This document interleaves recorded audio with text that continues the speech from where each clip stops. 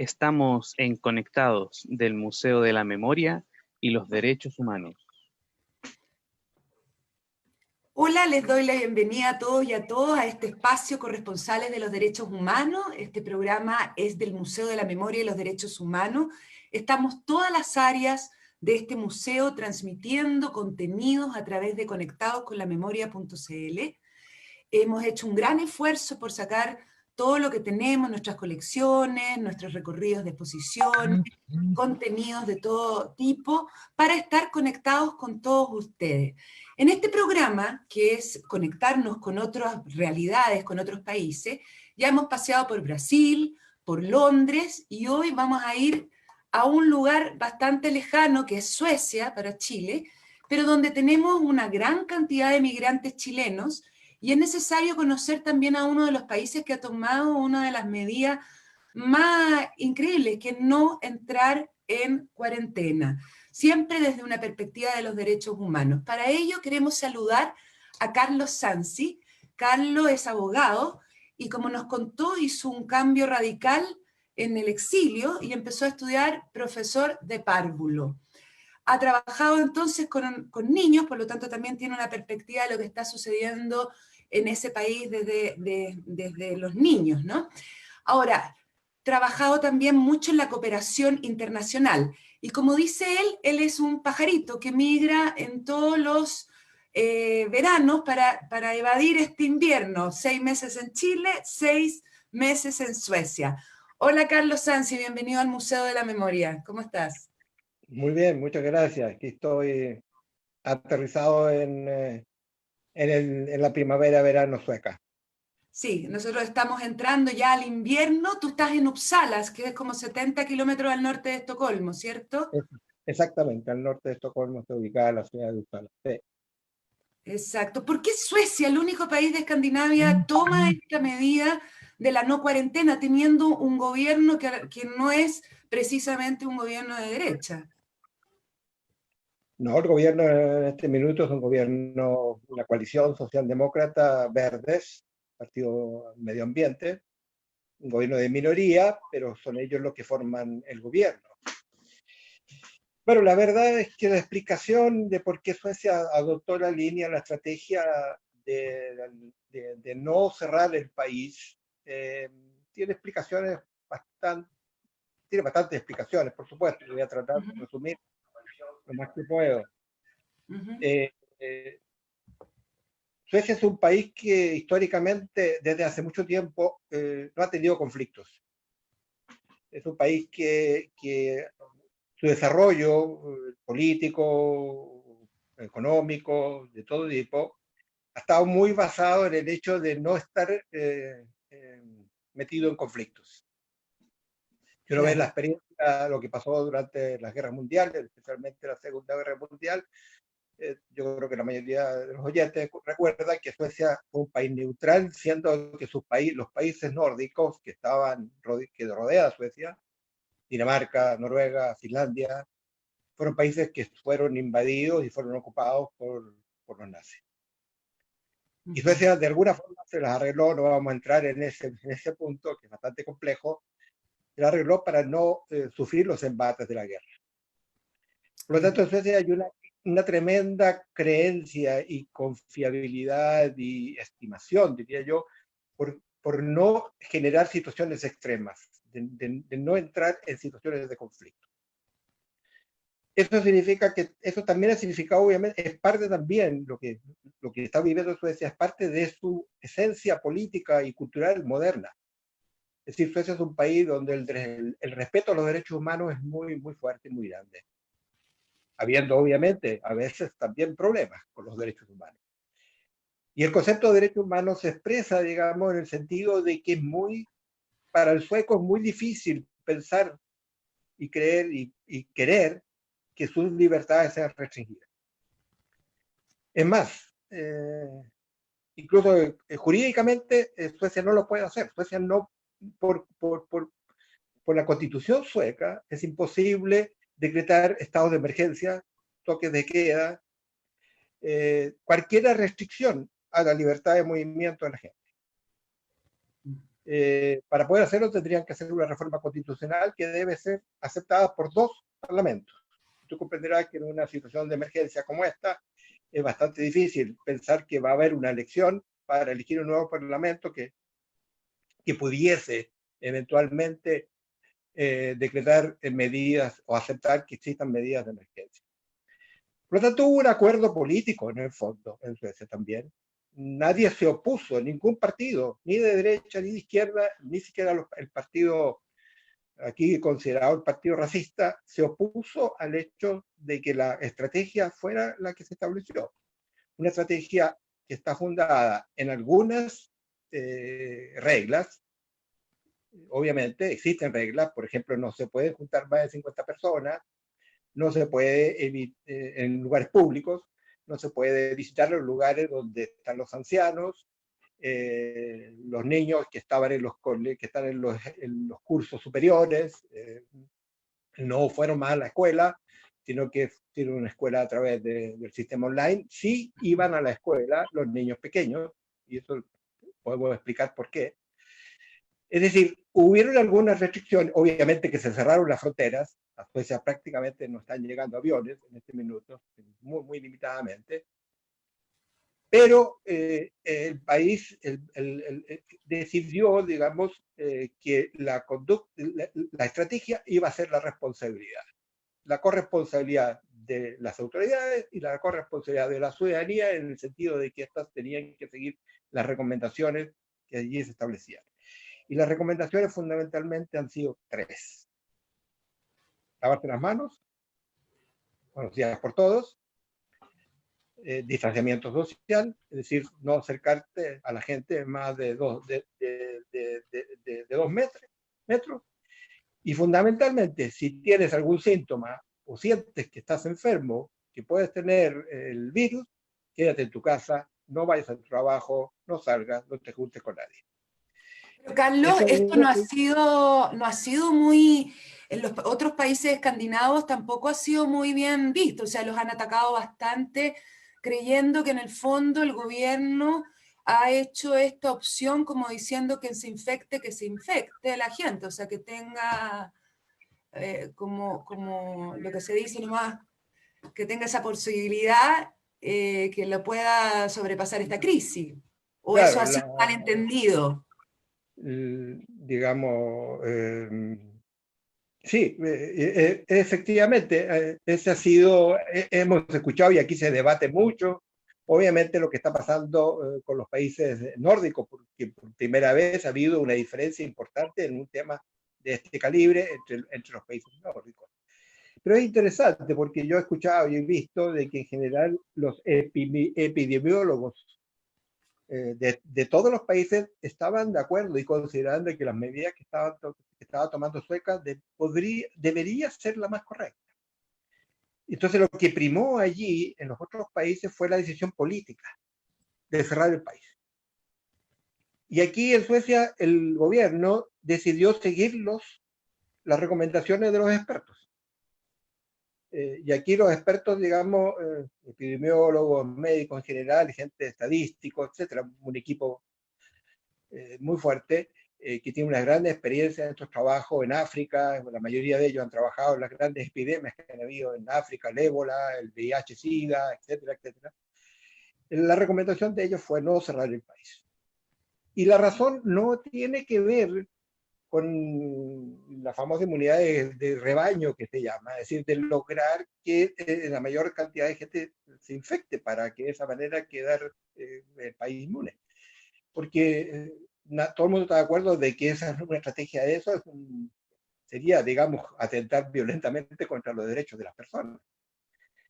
Sino que, y tampoco tenía que ver directamente con la economía, como también se ha expresado, porque la economía también se ha visto afectada, porque todo esto, que la gente no va a trabajar, que la gente se queda en sus casas, etcétera, ha afectado enormemente los trabajos. Hay muchas empresas que en este minuto están a despedir. Bueno, aquí hay un sistema muy especial. Se avisa de que se va a despedir, o sencillamente se le dice a la gente que es en su casa y durante un tiempo X no le vamos a pagar o le vamos a pagar menos, pero usted sigue con su trabajo. Pero aquí la economía fue muy afectada, está siendo muy afectada. Claro. Pero el hecho de que no se cerró, el hecho de que no se ha cerrado, también indica de que la posibilidad de abrir y de empezar a funcionar en una eventual una normalidad, entre comillas, también se expresa, va a ser mucho más rápida. Y la otra razón es que desde un comienzo en Suecia se estimó de que el cierre iba a generar un gran problema, porque aquí hubo pragmatismo, en el sentido de que aquí tenemos una pandemia y no podemos impedir de que la gente, es imposible evitar que no haya contagio. Porque, y además una pandemia con un virus que no tiene cura, que no tiene vacuna, y que lo más seguro es que va a durar por lo menos un año más antes de encontrar una vacuna, y tampoco hasta ahora ha habido remedios efectivos que permitan detener o ralentizar, digamos, el efecto del virus. Claro. Por lo tanto, dijo, Sí. si cerramos aquí, la gente se nos va a poner muy, muy, muy mal. Exacto. Mira, Carlos, le contamos a la gente que estamos en vivo, así que pueden hacer sus preguntas.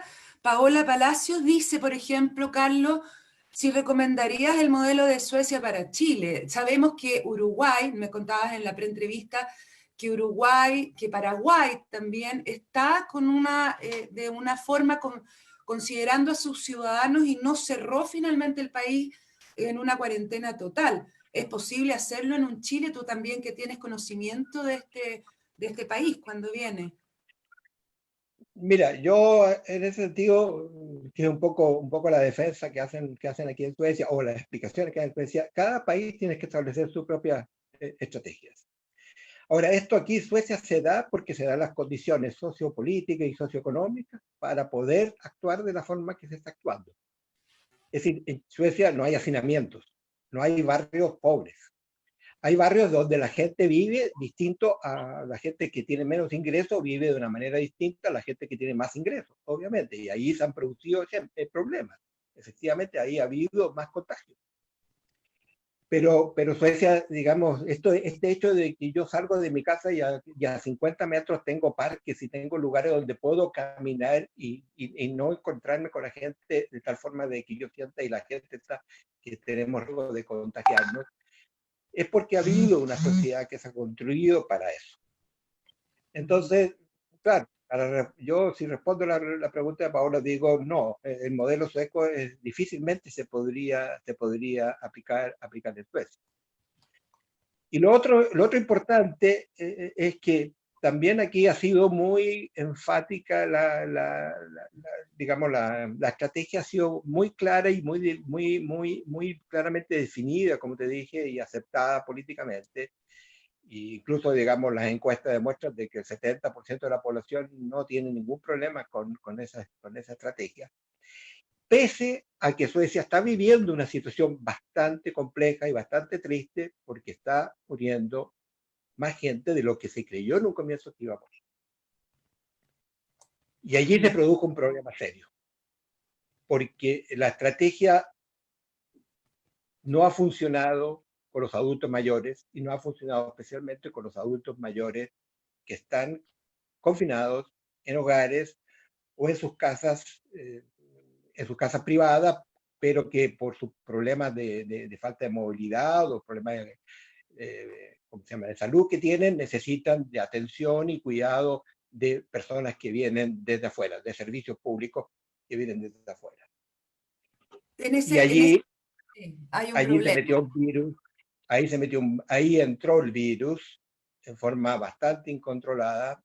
No hubo forma, bueno, se está discutiendo, en este minuto se está discutiendo fuertemente qué fue lo que pasó, qué pasó con los adultos mayores. Mira, en Suecia hay 4.400 personas fallecidas, de las cuales 3.800 más o menos son personas mayores de 65 años.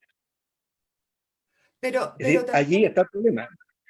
sí, tú contabas también que antes de la pandemia se estaba como conversando la posibilidad de privatizar la salud y que por supuesto ahora, o los hogares, ¿no? Que era como el... Ese es otro de los problemas que se está discutiendo, porque buena parte de estos hogares y de este sistema de apoyo, de asistencia a las personas que tienen problemas, a los adultos mayores que tienen problemas, se ha privatizado. Se privatizó hace bastantes años. Hace varios años se empezó a privatizar. Y que ha quedado demostrado de que esas privatizaciones han significado grandes problemas para el reclutamiento de personas que tengan las capacidades y los conocimientos como para poder hacerlo. El trabajo de esas personas está muy poco regulado, no tienen mayores garantías, no tienen mayores beneficios, se les paga mal.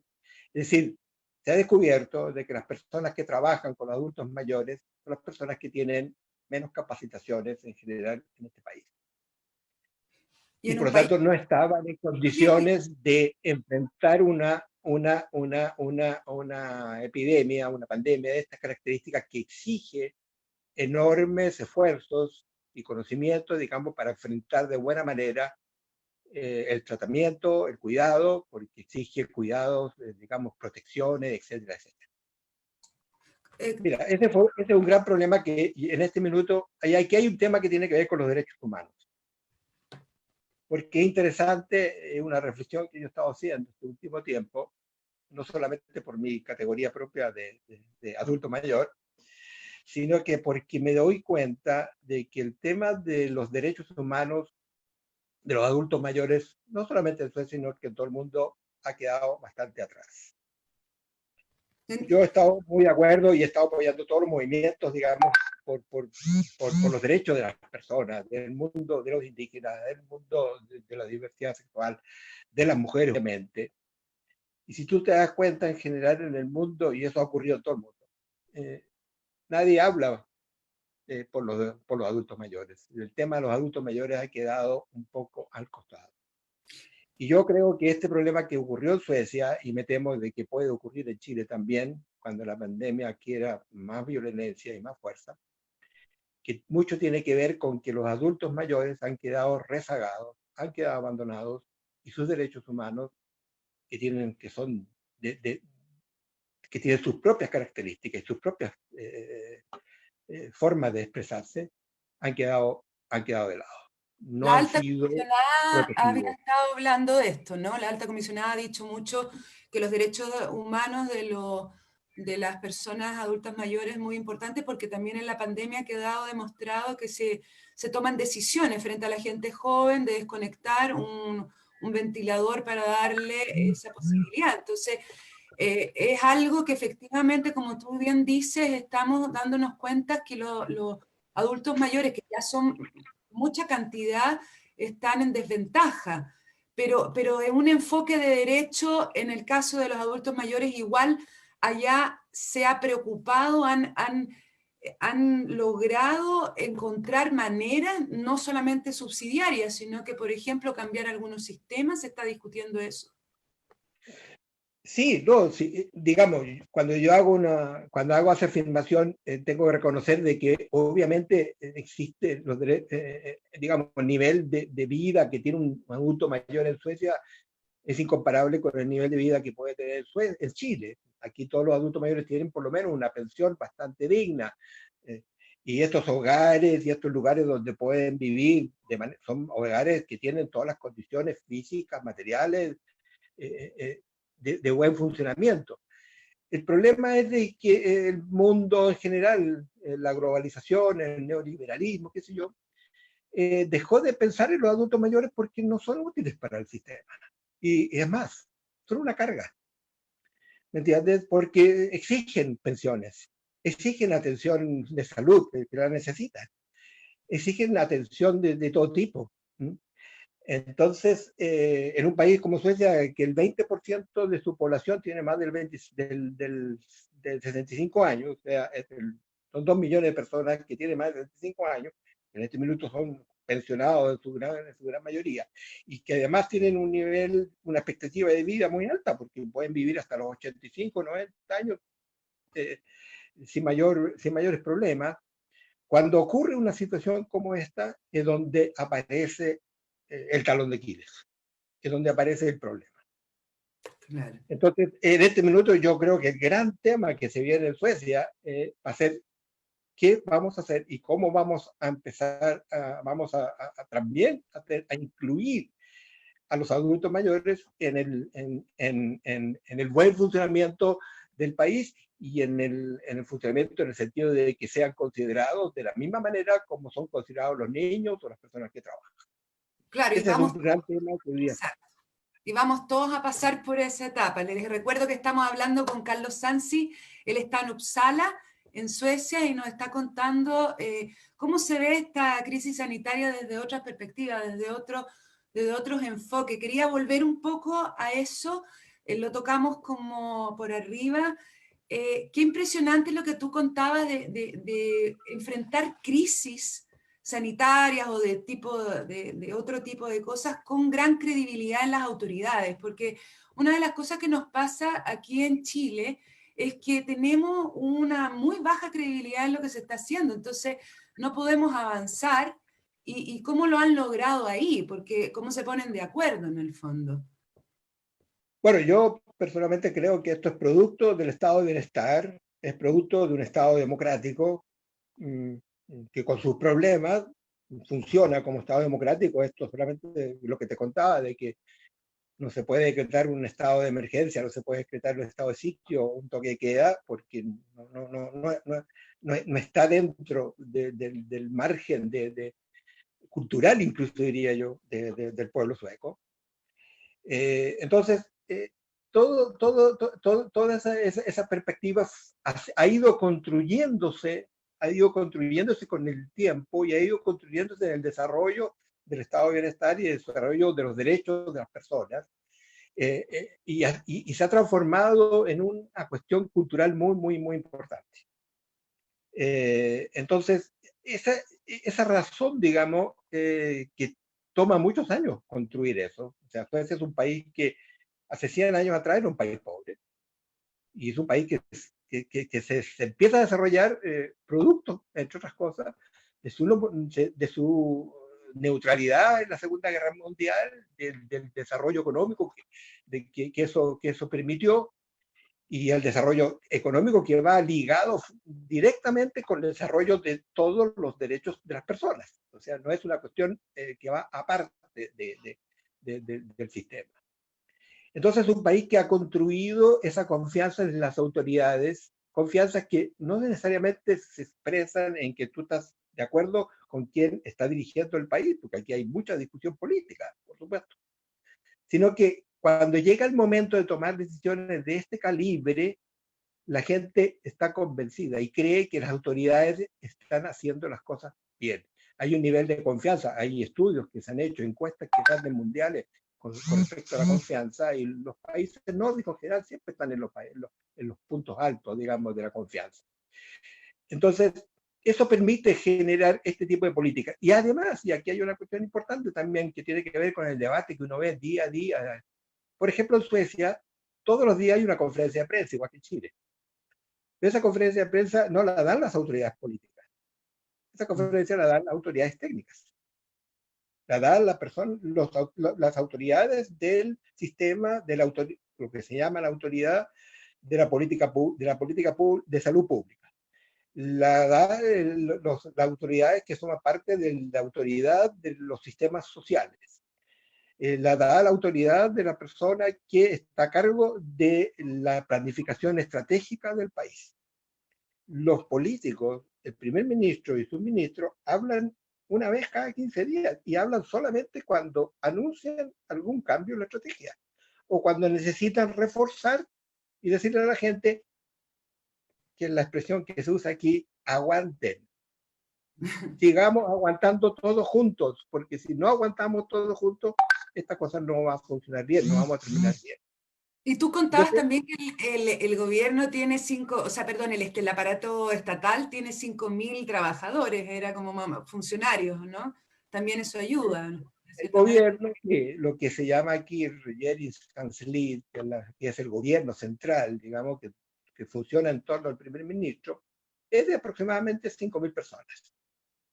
Y los ministerios acá se cambian, se flexibilizan, se adaptan a la política pública que está haciendo el gobierno de turno. Y después hay un gran sistema público que está ¿cómo se llama? Que forma parte del aparato público, pero que no es parte del gobierno. sino que es parte del Estado. Y ahí están las personas y ahí son elegidas las personas por sus capacidades técnicas, por su formación. ¿Cómo se llama en Chile esto? De la alta Dirección pública.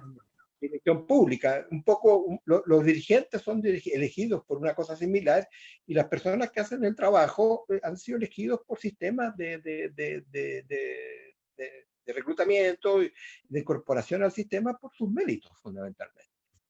Y tú sigues en el trabajo. Yo tengo un hijo que trabaja allí. Él está hace 15 años trabajando en un ministerio y él no tiene un trabajo fijo y sabe perfectamente de que él sigue trabajando para el Estado sueco y no importa qué gobierno haya, quién sea el primer ministro y quiénes sean los ministros, él va a seguir trabajando porque hay políticas que no van cambiando, que no se cambian, que están establecidas, o si se cambian por las reglas democráticas. Entonces, eso es lo que también en el fondo el sistema y esta estrategia está tratando de defender. Porque Claro. en Suecia se estimaba de que si tú aplicabas medidas de coerción muy fuertes, habrías una brecha que significaba no respetar derechos humanos muy importantes y significaban revertir principios, reglas, cultura democrática que este país no estaba dispuesto, y no está dispuesto, creo yo, todavía a cambiar. Te cuento un poco que en Chile una de las medidas más importantes que ha tomado el gobierno es entregar una caja de alimentos a cada una de las familias. Y eso más o menos por el tiempo logístico se van a demorar sus buenos hasta agosto, más o menos una caja que dura una semana o 2 semanas. Eso es un enfoque también de subsidio en el fondo, de no entregar ciertas capacidades. ¿Cómo lo ven ustedes? ¿Qué tipo de ayudas han entregado concretas en Suecia? Mira, en Suecia en general se ha hablado, digamos, a las personas en particular no ha habido mayores cambios. Es decir, yo sigo recibiendo mi pensión, como todos los pensionados, que nos alcanzan para vivir dignamente. No nos hacemos ricos, pero vivimos dignamente. Así que, digamos,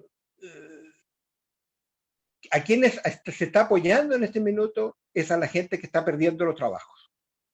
Es a la gente que está o que le han avisado de que corre peligro de que tenga que ser declarado cesante o que han sido declarados cesantes porque la empresa, digamos, así lo determinó y porque la ley así lo permitieron. Entonces, hay dos líneas de apoyo centrales. Uno, el apoyo directo a las personas que están sufriendo problemas, que son las personas, como te digo, que están perdiendo su trabajo. Y la línea de apoyo es la línea de apoyo que se está dando a las empresas para que eviten, ¿cómo se llama? Quebrar o eviten tener que echar gente, etcétera, etcétera. Esas son las dos grandes líneas que en este minuto se han establecido y ahí ha habido acuerdos políticos que no hay mayores dudas al respecto. Ha habido acuerdos políticos que se negocian y se transmiten en el Parlamento en una semana. Y eso ha funcionado y eso no está generando ningún tipo de conflicto y ningún tipo de problema en este minuto en Suecia, pese a que la amenaza de la recesión económica está pendiente, está en el aire, y que va a aumentar la cesantía por primera vez en Suecia, posiblemente la cesantía aumente a una cesantía de 2 dígitos.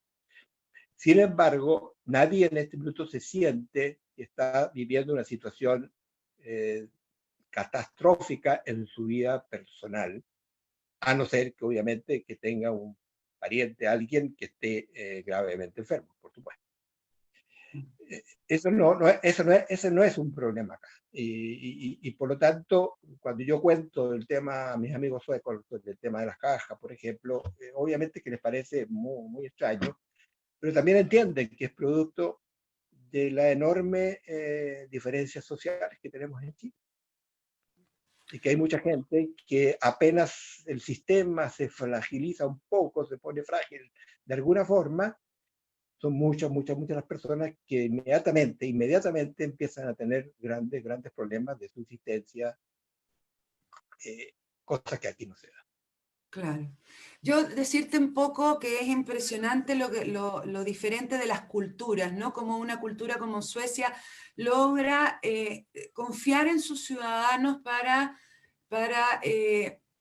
o sea, enfrentar este tipo de crisis. Lo veía, me lo contabas tú también, que te extrañaba mucho esto de que en Chile estamos todos salen, incluso teniendo salvoconducto, está todo el mundo en auto, pero también eso es una particularidad de este país, que necesita la gente también trabajar, entonces es muy difícil afrontar. Estamos llegando al final, no sé si Carlos quieres decir algo especial, un poco también para los chilenos, para tus amigos que también están acá enfrentando esta crisis, ¿cómo lo ves desde allá también? Bueno, ¿qué más puedo decir? A mis amigos que la mayoría de ellos tienen los mismos años que yo, más o menos, les quiero pedir que se cuiden mucho. Porque todos sabemos que en Chile hoy día estamos entrando en una situación compleja, estamos llegando al invierno y eso va a ser difícil, va a ser complejo. Y creo que como político, quiero decir una cosa que he estado comentando con otras personas, creo que en materia pública, en materia de estrategia del tema de la pandemia, hay que prestarle mucha atención al tema de los adultos mayores, insisto en ese punto. Porque este es un virus que ataca fundamentalmente, gravemente, a las personas que tienen más de 70 años. Por distintas razones. No vamos a entrar a explicar, pero aquí lo tienen súper claro. Yo creo que en todas partes lo tienen súper claro. Y por lo tanto, la estrategia clave, fundamental, y que aquí, desgraciadamente, por distintas razones, falló, es que hay que proteger a las personas que tienen más de 70 años, porque son los que corren realmente peligro de su vida o que su salud se deteriore de una manera muy fuerte. Y eso requiere de determinación política, de claridad política, y eso yo no lo veo. Yo cuando veo el debate en Chile, siento, como te lo dije hace un rato, que el tema de los adultos mayores no existe. Que está allí, se habla, yo siempre reclamo esto de los abuelitos y las abuelitas, y que no somos ni abuelitos ni abuelitas, aunque lo seamos, somos de verdad también, somos personas, somos adultos, personas que tenemos derechos y que tenemos a veces conocimientos, experiencias que pueden ser muy importantes. Y por lo tanto es importante que sigamos siendo considerados ciudadanos activos, ciudadanos que tenemos derecho a ser considerados como tal. Eso creo que me gustaría ver que en Chile empiece a haber una atención, no digo especial, pero sí una preocupación especial, porque si en Chile empieza a haber aumento de fallecidos, creo que pronto van a empezar a darse cuenta de que los fallecidos son fundamentalmente los adultos, las personas que tienen más de 60 años. Y eso puede ser muy grave por las consecuencias que tiene. Claramente está empezando a suceder eso, ¿no? Que este bicho va atacando a la gente mayor y no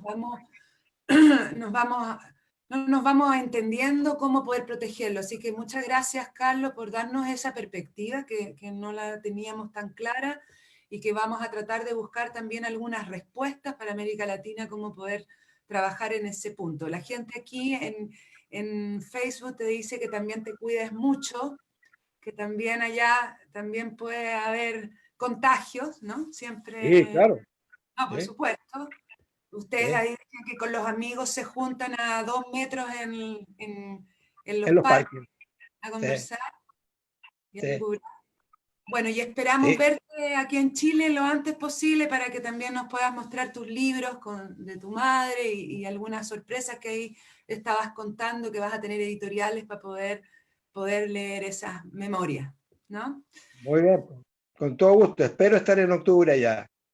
Para eso Espero. necesito que todos ustedes se cuiden mucho. Lo vamos a hacer, Carlos. Muchas gracias, y a todos ustedes, muchas gracias por estar con nosotros con este programa que se llama Corresponsales de los Derechos Humanos, donde estamos conociendo todas las realidades de otros países, de cómo enfrentan la crisis, cómo enfrentan también de perspectivas de los derechos humanos, y también de la memoria, que es muy importante no perderla en estos momentos que están tan difíciles para todos. Les recuerdo que pueden escribirnos a comunicaciones@museodelamemoria.cl y también invitarlos a entrar a Conectados con la Memoria.cl, donde tenemos varios contenidos. Tenemos una exposición especial que se llama Dibujos en Prisión. También tenemos el recorrido virtual del Museo de la Memoria. Tenemos materiales para niños y niñas y adolescentes y películas liberadas que son muy importantes para que todos sigamos conectados con la memoria. Hasta el próximo martes, así que chao, muchas gracias. Chao, gracias.